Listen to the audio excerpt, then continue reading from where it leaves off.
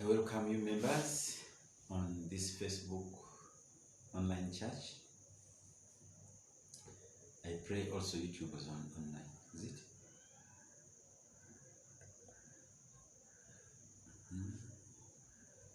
Come with Jesus Christ. Jesus Christ is Lord. Members online, I greet you in Jesus Christ's mighty name. I know Harriet from Mbale, you are looking at me and reading, praying with us. In Jesus Christ's mighty name.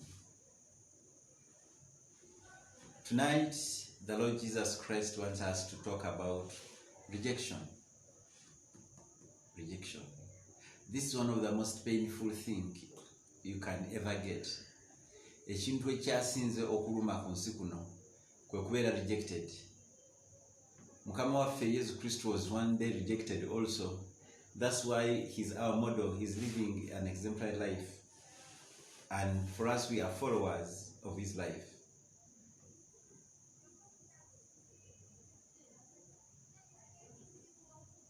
Rejection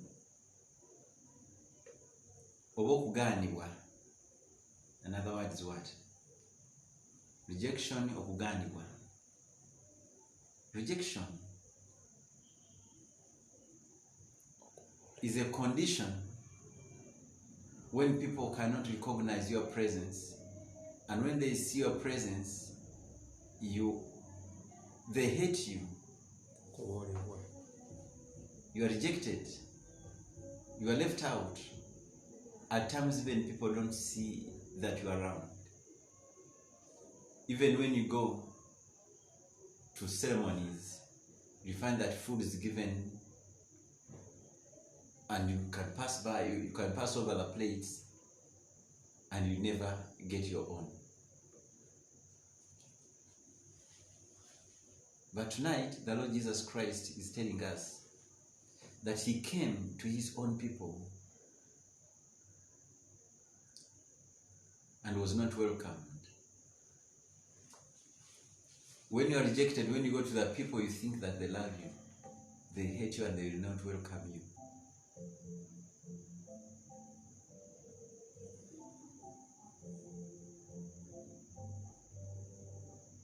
Naye abo abamwaniriza ne bamukiriza yabasobozesa okufuuka abaana ba Katonda. That despite the fact that Jesus Christ was the Son of God, he was rejected. However, those that welcomed him, he gave them the opportunity to become children of God. Now, the type of rejection Jesus Christ had was because he was light and he came to the darkness. Whereas the type of rejection we are having, we collected it from darkness. Yesu Kristo yajja nga kitangaala. N'ekitangaala kino kyajja mu nzikiza, ng'emitima gyaffe gya nzikiza. Kyekyo lwaki we rejected him. But those who accepted him became light, like him. Tonight I want to talk about the types of rejection and how they come to happen. Ekiro ekyaleero nsaba twogere ku ngeri okugaanibwa kuno gye kujjamu ate n'engeri gye tusobola okulwanisaamu. 1.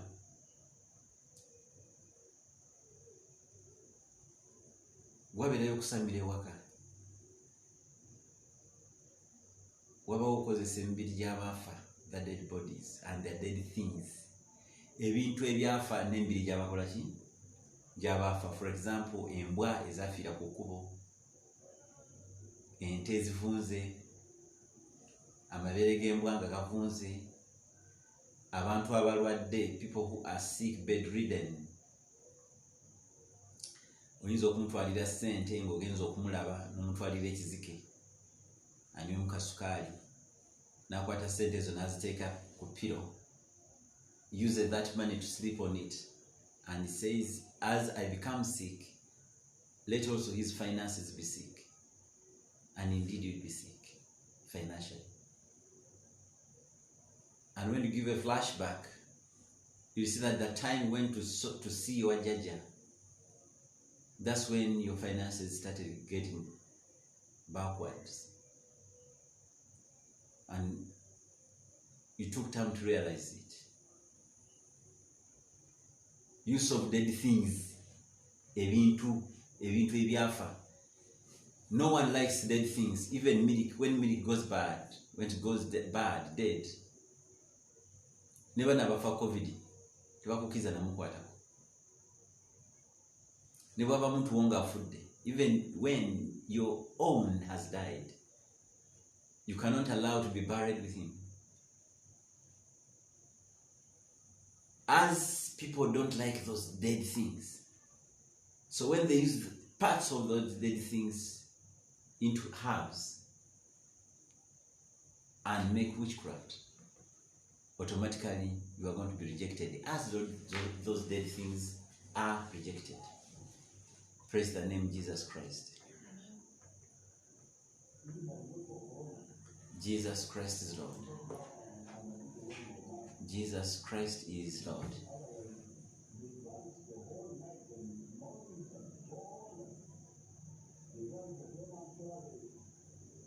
At times, clothes that are used from the dead people, taken to the graves,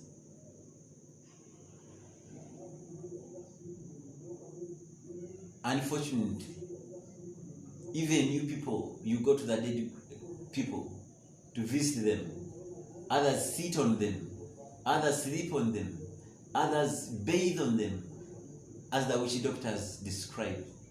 But at the end of that day, my brother, sister, you are going to be rejected as people fear that grave. Parts of your clothing are taken there.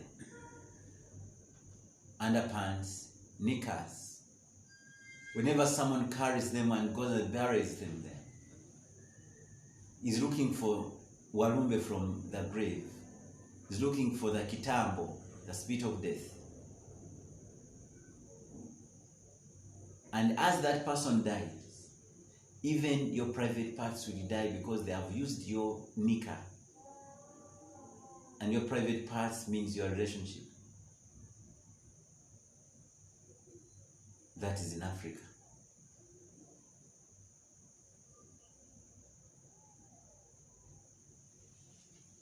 There are certain herbs that are known,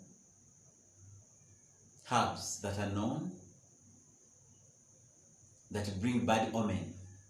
One way midde egimanyiddwa egireeta ebisiraani. Like in Buganda there is buza, sekoteka. If your wife puts that sekoteka into your sauce, you're going to be driven by her. Kubanga agenda kukoteka omutwe. And your thinking ability as a man is going to go down. Sekoteka. I remember at home we used to leave them in our plantation. Nti amatoke gonna gavayo ngakakola ki? Nga buli toke livayo lyekoteka. Strong.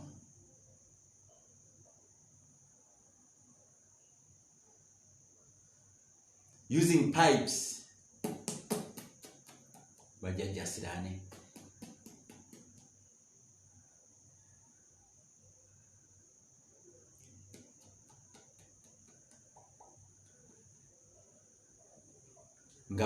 Nga sekoteka bwakoteka omutwe nawe okoteka omutwe ntono. And they use so many words because ebigambo bingi nnyo nga boogera. This is done to make sure that you are rejected. Senteze zife ngebyantu bifa nga mufono bwe yafa ne senteze zife. If there is even a person who has just died, they just invoke that spirit and send it to you. through the pipes and the herbs.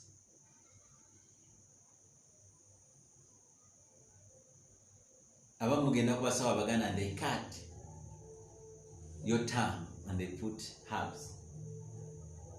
Olulimi olwo nga balusala bw'ona otandika okwogera ojja kuba onyiiza abantu kuba bateekako kitambo, spit of death. Nano bagamba kuganja. Lwaki bakozesa kitambo? Kubanga ekitambo kyekifuga bakiyita kabaka, kyekifuga mu nsi y'enzikiza. Kachino kikabaka bwe kibanga kyekifuga mu nsi y'enzikiza, then kibakuteekako ku lulimi lufuge abalala. At the end of the day ojja kufuuka kanga baana.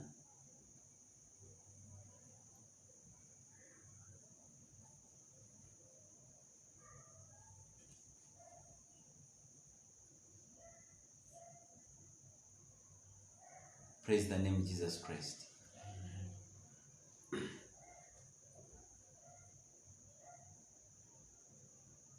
When we marry, types of foods, they put herbs in those foods, they make you bathe.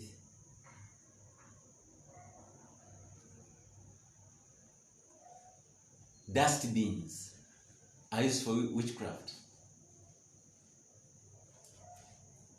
Ulia kwata bukwasi lugwero na lusula kasasiro.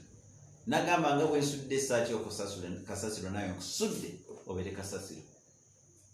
At the end of the day you start smelling kasasiro. Bana impulira kasasiro awunya. Bana kasasiro. So brethren, I'm teaching you how people get this rejection.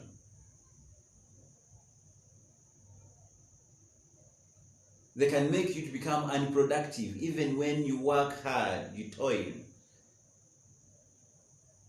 Just taking your money to an anthill that is dead. No fulukanga ekiswa ekikoze eki ekifuluse.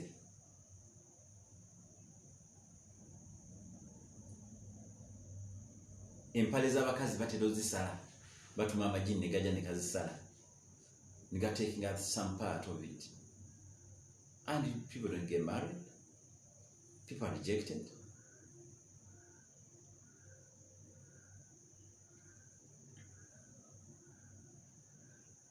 There is this common food people eat as a family, as a clan. This kijuro invites all evil spirits, all clan spirits, and as they cook, they speak words. Speak. They cook this food as they speak bad words. Bawe mulira ku mmere. Emmere noga buli kiwamu kye boogera. Jjukira bo bakkiriza nti ekigambo kitonda. Era nga Yesu Kristo yatugamba nti the tongue creates. Awata awemula. Nzwalo gwe nali manyi. Nga wata matoke naija, matako. Papa. And all those people who eat that food, bajja kusirana. Awata bwafuwa.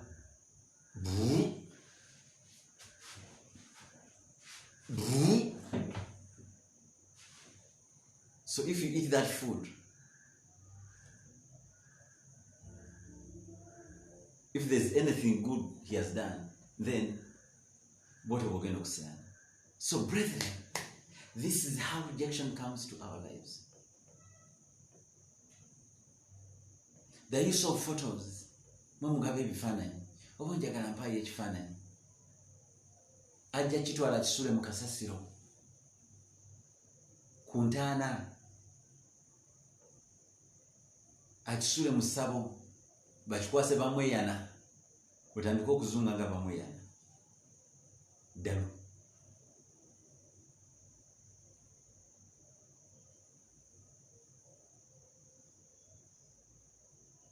The front hair.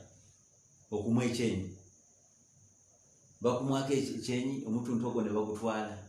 Kasita agutwala ayinza okugutuulira, can put it where he or she sits in the chair, or on the mat, on the graveyard, on dead parts of the body, especially that first hair. Ajja kuba kwambaza ekidibo ku face eno. And people will never love you genuinely. People will never like you genuinely.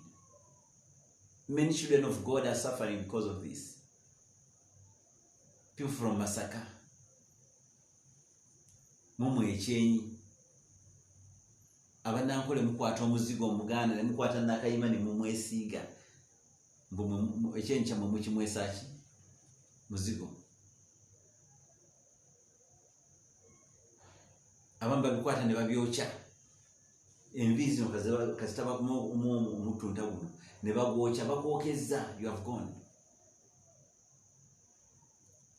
Then you're going to be rejected forever, especially that first cutting.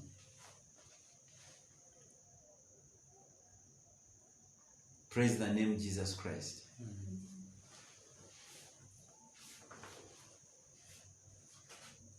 At times other people mold dolls and they name them your name, and every day they talk over, they prophesy negatively on those dolls.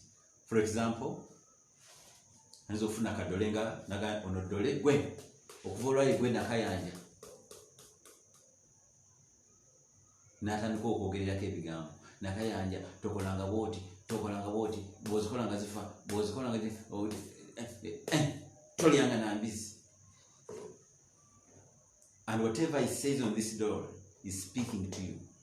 That's why Holy Family Ministries encourage the use of the teen prayer. Chi nkuyiye ugenda okulaba olinga omuyiye.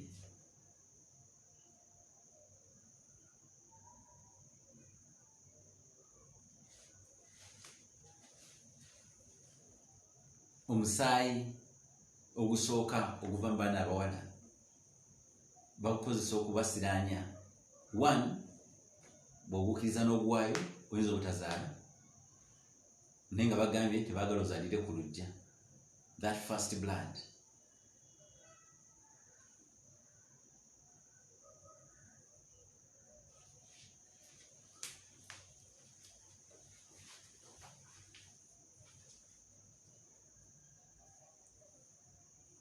Fireplaces. They make fire but it does not blow into fire and makes a lot of smoke. And they speak from the smoke. As the smoke is coming out, ogende kukwambali obulire muko ogwo nga butasobola kulaba next neighbor era nawo omuka gubulira muki face ye bulira muko ogwo. Use of fish ng'ekyenyanja bwe kiwunya nawe otandika okuwunya naddala ekyenyanja ekikalu. Abala bakozesa embizi, abakozesa embizi ate mbizijjako waya. Pigs. Naturally in Africa, pigs are used to eat leftovers. Pigs are used to eat things that cannot be eaten. Like after washing clothing, they can give this water. They have used to clean clothes for the pig to drink. And someone can rear a pig and name it and give it your name. And whenever it's giving this leftover, is giving this that dirty food, he says, I give Mahad. Mahad, you are drinking now. And as this pig drinks, it is you who drinks. At the end of the day, people will start giving you those leftovers after eating or not being on obedient. Then you are rejected, you will never be put prime. Ojja kubeera ng'olya bibizizeze ng'embizizi. Kyokola abali embizi, bizizizi, embizi ebeera date. Kubanga era n'ebyeya bintuntu bikoze ki? Ebizizize. erya bizizi erya byebozeza mu pampa bizizi va kuzina endize na kuzina eziri ebirungi feze tuli.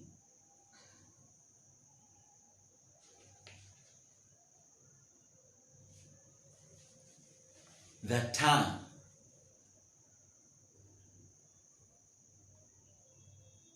So when a child grows up in a family where is not loved, these things can be done in her ignorance. Ngatamanyi.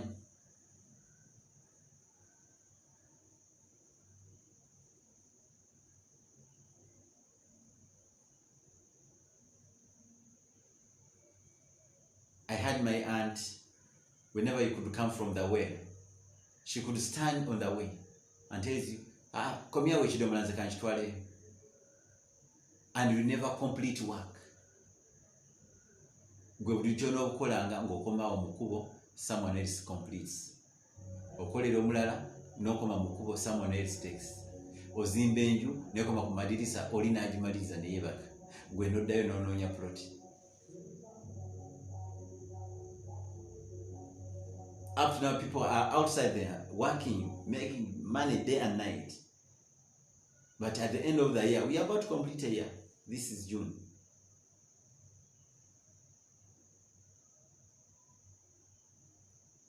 In December, you find that people cannot collect 100,000 in their hand. Ntwalo 10 kati bagiri. Ne mbaka tejiri yo ne mu saving tejiri. Nenga tabadde afuna emitwalo 3 omwezi. Na nenjo asula emitwalo 10. Na emitwalo 2 tasobola gali omwezi. Nenga azitaddewa. Nti at the end of the day, waliwo byatalina completing. Ebifaananyi babiteeka mu toyi ne babisiiga bi every day. Uleja kukwata ekifaananyi kyakiteeke mu toyi. Nga buli waba agenda mu toyi agamba mpamira Mahadi. Mpamira ani awali awo? Mahadi. Konnayi. Aseiman, buli agenda mu toyi agamba mpamira Aseiman. Ani omulala? Muyingo Charles kati gwempamira. Rachel. Siba pamide ne ngo odo mkisamunya Yesu Kristo mwana Katonda omulala. Naye ngoli ateke ekifaananyi ky'omutoyi. At the end of the day, you'll be dejected. And these things will come later. And we have grown up in the society where the society pretends to be religious. Fetukulidde mu kigo. Fetukulidde nze ni mwana wa Monsignori. Nenga bebasinga ate obulogo.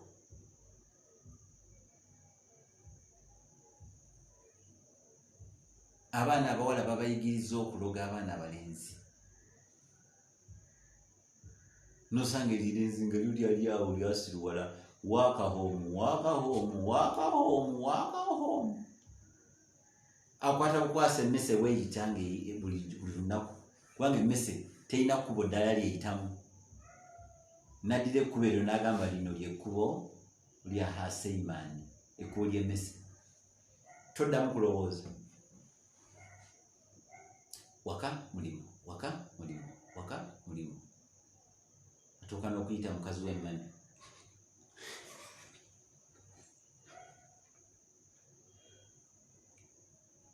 And this is how rejection comes. Gutebereza singa ekifaananyi kyo bakitwala ne bakiteeka mu mukka. Nga buli akuma ekyoto ewammwe, omukka ogwo gutandikira kuggwa. Otuuka nga amaaso gonna gamyuse. Waliwo abakyala bolaba nga eriiso lyamyuka liringa lya mujjongoza.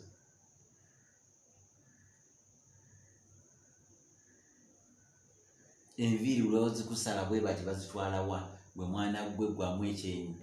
Kyobola tufaffe tetumwa byenyi.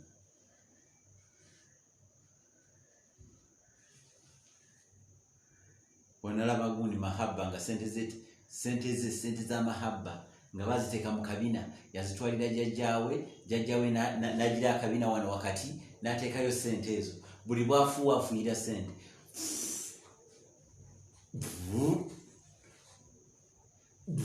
obakenkana kyobunene ako kateekamu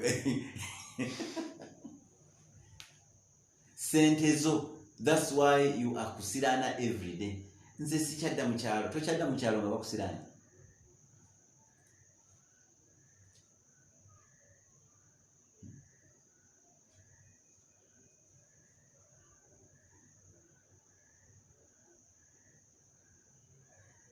Work and pray is the way to go. The Lord Jesus Christ has always cautioned us.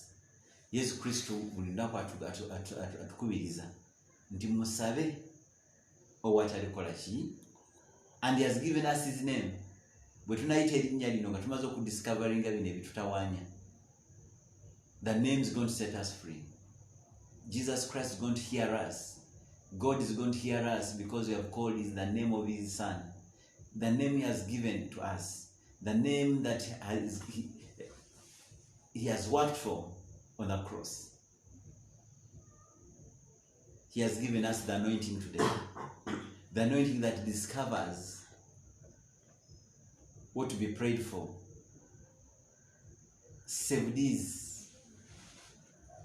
That is so called. You have turned churches into clubs. Kuzina. Nakola katemba. Identification of this will set people free.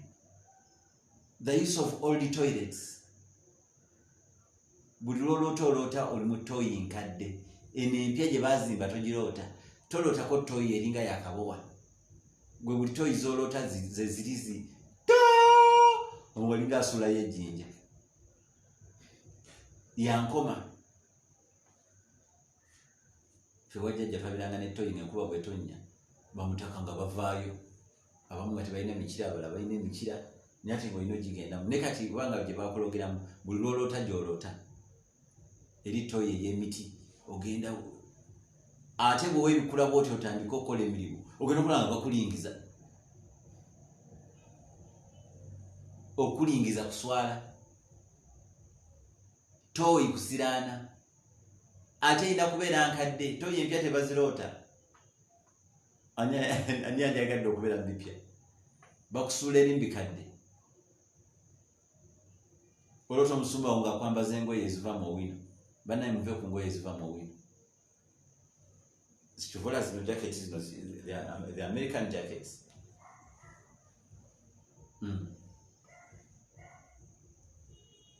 Amina.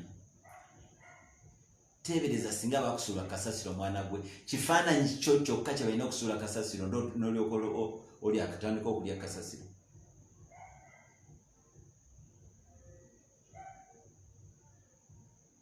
You are giving photos to everybody. Facebook is full of photos. Notekaka eby'abaana, notekaka ebyajjajjaawo, wena bajja bijjako bajja kuloga mwana gwe. Biki ebyoweraga bye batalagangako.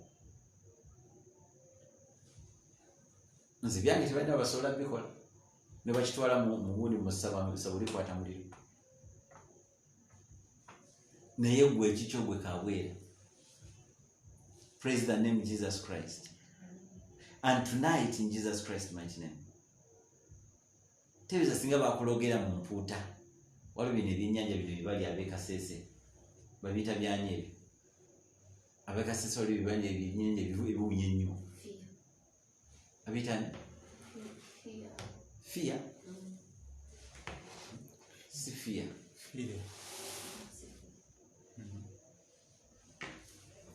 Ebyo byennyanja ebyo ebi smoked bakifumbira wano enju yonna newunya.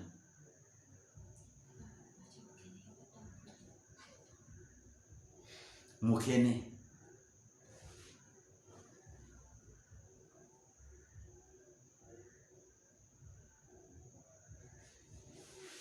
Oba oyagala okugana okuloga bwe teeka feesi yange ogundi kuki bakita batya? Profile pic. Bano ababinoonya tebajja kusaana. Muliro. Nakaseke bannoonyaako ne banteeka mu baafu ekifaananyi kyange. N'omusamiza yajjiramu ne mwami Musoke ekisinziro kyagana okuwona paka olwaliro for 2 consecutive years now.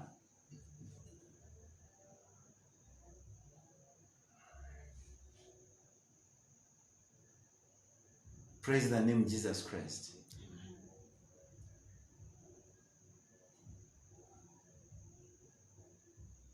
Tonight, brethren, I'm coming in power and authority.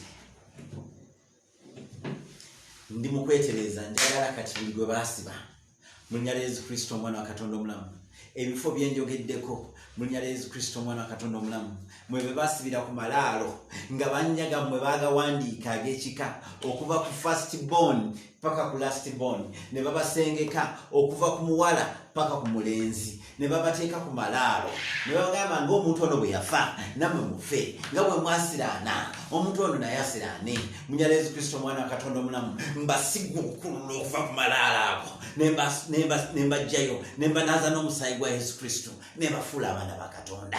In the mighty name of the Lord Jesus Christ, mwe mmandwa emizimu n'emisambwa ebyali bikutte abaana bange mbasumululayo na muliro ne mbasibira mu mafuta ga Pentecost. In the mighty name of the Lord Jesus Christ, I cleanse those tombs with the blood of the Lord Jesus Christ. Those tombs are supposed to keep those dead bodies until the last day of judgment. In Jesus Christ's mighty name. Yes, here I am. In Jesus Christ's mighty name. Now and ever.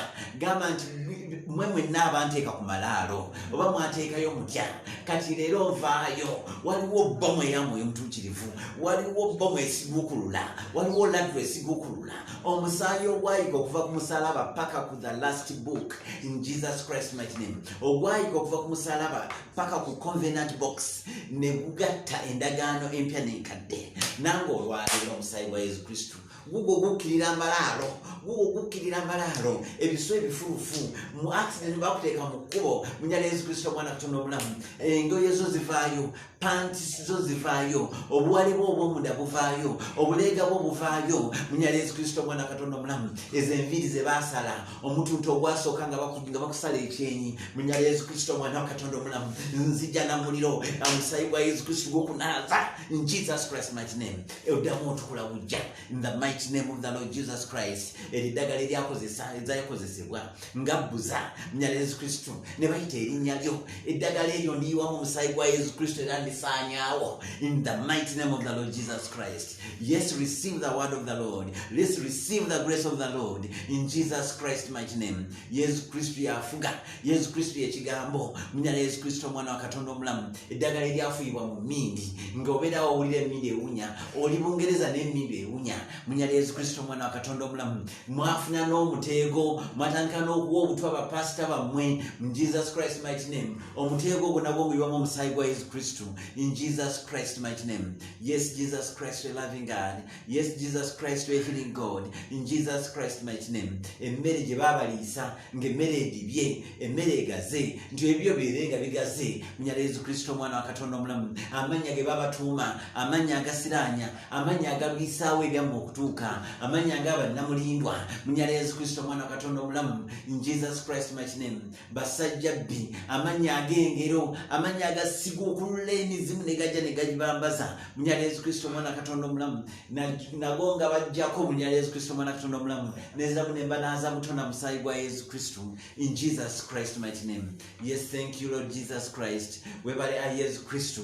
Na mu kimu ekyaffe ekyateekebwa kasasiro, the dust bones, on the dust bins. Abamu bazita last bin. Yes, they are last bins. In Jesus Christ's mighty name. Ku kasasiro eyo oba ngweze zateekebwayo oba bifaananyi bye byateekebwayo, gamba nti nvaayo. I want to see you saying it.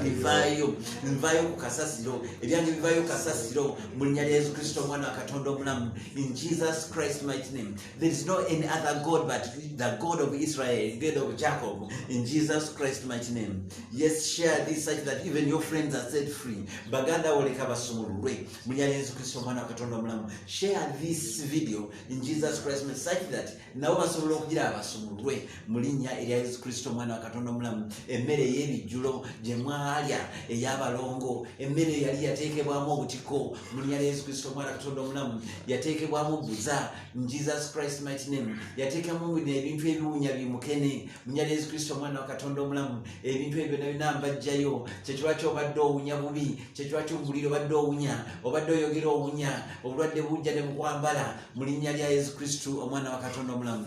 Yes, there is no any other God than the God of Israel, God of Jacob, God. Yes, you are loving God in Jesus Christ mighty name. Namwe ebifaananyi bammwe nga babitwala ne babitwala mu basawo abaganda ne babiwanika waggulu mu mpagi Seruwagi ne babiteekamu ekyo ekikata ekibeera waggulu mu ssabo mu nnyala Yesu Kristo omwana wa Katonda omulamu. Ne bagamba nti ng'ekikata kino bwe bakyuzinga naye ono naye tumuzinze era ne bagamba nti ono tumumaze mu nnyala Yesu Kristo omwana wa Katonda omulamu. Waliwo omuliro ogusumulula, nsumulula buli ekyasibwa mu nzikiza, nsungattulula buli ekyagattibwa mu nzikiza mu nnyala Yesu Kristo omwana wa Katonda omulamu. Obwo buddolo obwakolebwa nga bwe bayita amannya gammwe mu nnyala Yesu Kristo omwana wa Katonda omulamu. Buddolo bw'omusaanyaawo nga mulyo gwa Pentecost in Jesus Christ mighty name. Yes, you are loving God. Yes, you are healing God. I'm there now deep into your life mu nnyala Yesu Kristo omwana wa Katonda omulamu. Abamu babakwata ne baddira olugoye lwo ne balusiba ku kitanda ku nkondo y'ekitanda mu nnyala Yesu Kristo omwana wa Katonda omulamu. Buli kyokola oli musibe, olugoye lwo balukwata ne balusiba ku nkondo y'ekitanda nti ono beera olinga nti oli musajja naye buli ssaawa obeera waka, omukyala yaleeta emmere nkusumulula nenkujja ku nkondo y'ekitanda nenkujjayo mu mulyango babateeka mu bisiimuula mu nnyala Yesu Kristo omwana wa Katonda omulamu. Olwaddira olugoye lwo ne bagamba olugoye lukaddiye lwe tuba tusiimuuzanga mu nnyala Yesu Kristo omwana wa Katonda omulamu. Lwakaddiwo omaze kukyala okuva olwo basiimuuza enju, basiimuuza ttooyi, basiimuuza emmeeza, bakusiimuuza busiimuuza. Kati mu nnyala Yesu Kristo omwana wa Katonda omulamu nkusiimululayo ekigoye ekyo nkijjayo ate nenkiraaza na musaayi gwa Yesu Kristo omwana wa Katonda omulamu. Toli kisiimuuza kyakulinnyirira mu linnya erya Yesu Kristo omwana wa Katonda omulamu. Yes, thank you Holy Spirit. Mu byennyanja ebyavunda, mu byennyanja ebikalu bye babateeka nti mudibe ng'ebyennyanja bwe bidiba muvunde, ng'ebyennyanja bwe bivunda muwunye ng'ebyennyanja mu nnyala Yesu Kristo omwana wa Katonda omulamu. Mbasumululayo mu nnyala Yesu Kristo omwana wa Katonda omulamu. Niwe mbadde nenazayo na musaayi gwa Yesu Kristo omwana wa Katonda omulamu. Abamu babateeka mu mbizzi, mu nnyama y'embizzi nga mmwe mugyagalanga nze. Oli n'aleeta ennyama y'embizzi nga amaze ogiroga n'akuliisa ennyama y'embizzi. Kati okuva liwagirya wasiraana wadda ku bigodo n'otandika okusikaŋŋana n'ebigodo, kumba oli mu kusiraana era ne kakati oloota nnyama ya mbizzi, oloota olunda mbizzi, oloota embizzi zivuddeko emikira, oloota mbizzi mu nnyala Yesu Kristo omwana wa Katonda omulamu. Era n'okulya olaba olya n'ambizzi mu nnyala Yesu Kristo omwana wa Katonda omulamu. Kati nkusiguukulula eyo gye bakuteeka eyo mu biyumba by'embizzi ebiddugala mu nnyala Yesu Kristo omwana wa Katonda omulamu okulinnyirirwa. Abamu babateeka mu biraalo bya nte, nti ente bwe ziba ziyitawo zikulinnyirire, engoye zo ziri mu bisinde bya nte, ziri mu Holy Spirit healing God. Yes, you are marvelous God. I thank you for this anointing. I thank you for this revelation. I thank you for this special message you always give unto us in Jesus Christ mighty name. Yes, you living God. Webale ayi Yesu Kristo, webale ayi mwe mutuukirivu. Now at this juncture mu nnyala Yesu Kristo omwana wa Katonda omulamu. Kati nangirira mu nnyala Yesu Kristo omwana wa Katonda omulamu. Buli wenzije ekibadde kyakusiraanya nangirirawo omukisa mu nnyala Yesu Kristo omwana wa Katonda omulamu. Buli wenzije obulwadde mu nnyala Yesu Kristo omwana wa Katonda omulamu. Obulwadde bwe badde bakuteekako kati ku ssaawa eno oyambala kisa mu nnyala Yesu Kristo omwana wa Katonda omulamu. Eyo COVID abadde akunoonya lwakuba nti olina gye baakuteeka, olina obuwonge bwe baakuteekamu, olina omusaayi gwe baakunywesa, omusaayi bw'abantu, omusaayi oguva mu pads. Bannange abasajja babaliisa ebintu bingi nnyo. At the end of the day ne musiraana ne mugamba nze okuva olina wasa emirimu gyafa. Ne bagira kipaadi ne bakikuliisa ne bakikamulira mu binyeebwa mu nnyala Yesu Kristo omwana wa Katonda omulamu. Kati njiwa omuliro buli mmere gye walya, otandika okusesema buli kifukyafu kye walya mu nnyala Yesu Kristo omwana wa Katonda omulamu. Nsiikuula emmeme, nsiikuula obutwa mu nnyala Yesu Kristo omwana wa Katonda omulamu. Obwo be bakuliisa, nsiikuula envi ze bakuliisa, nsiikuula bbi w'abaana be bakuliisa ti abaana abo baagala ennyo mu linnya lya Yesu Kristo omwana wa Katonda omulamu. Nsiikuule enjoka zitandika okukuluma paka ng'osesemye mu linnya lya Yesu Kristo omwana wa Katonda omulamu. Sesema kacyafu bye bakuliisa biseseme bifulume mu linnya lya Yesu Kristo omwana wa Katonda omulamu. Emmeeme etandika okukyankalanako.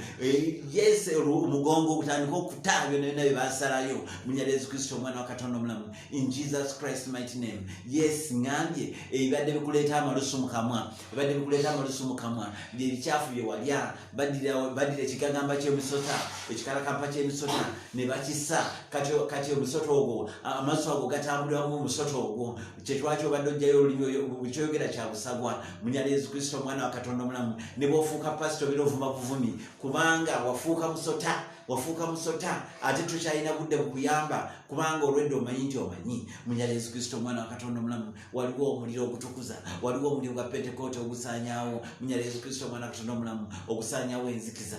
In Jesus Christ mighty name I have prayed. Fire and be set free.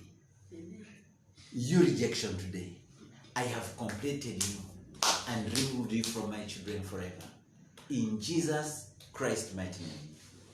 Yes, I'd like to send my greetings to Rebecca, Esther Narugo, Nanyondo, Brian Braheman, Haida, Rebecca, Maureen, Lilian Munjugu, Angela Omuzukulu Muletaddi, Mulungi, Precious, Hasfa, Nanono Betty, Kebirungi, Allen, all is well. Mulungi Edina, Kasozi Veroni, Rebecca Testimony, Josephine Namulindwa erinnya eryo lijja kulinza naye nditukuza na musaayi gwa Yesu Kristo. Rachel Kenny, Namirimu, Allen, Josephine Naluja, Rebecca Testimony, Patra, Maureen, Namirimu, Nabs. Bana mwandika amanya gammwe. Gwe Watson manyisi ye gwe Watson oliko wala nkumanyi bulungi. Isaac Kalema, Josephine Rubega, Batamuliza Collins, ngani akukaabya ye. Patra, yes, Manjole sategedde byanaku zino. Stella Amuge, Muyingo Charles, Esther Narugo, Mori Elina, yes, thank you, Patricia, Precious, Grace Nagasha, Patra, Rebecca, Mulungi, Allen, Harrieta Nabale, yes, Rebecca Testimony, Mulungi Edina Nakaseke, Nanyonga Race Maiga. In Jesus Christ mighty name. Yes, you're loving God.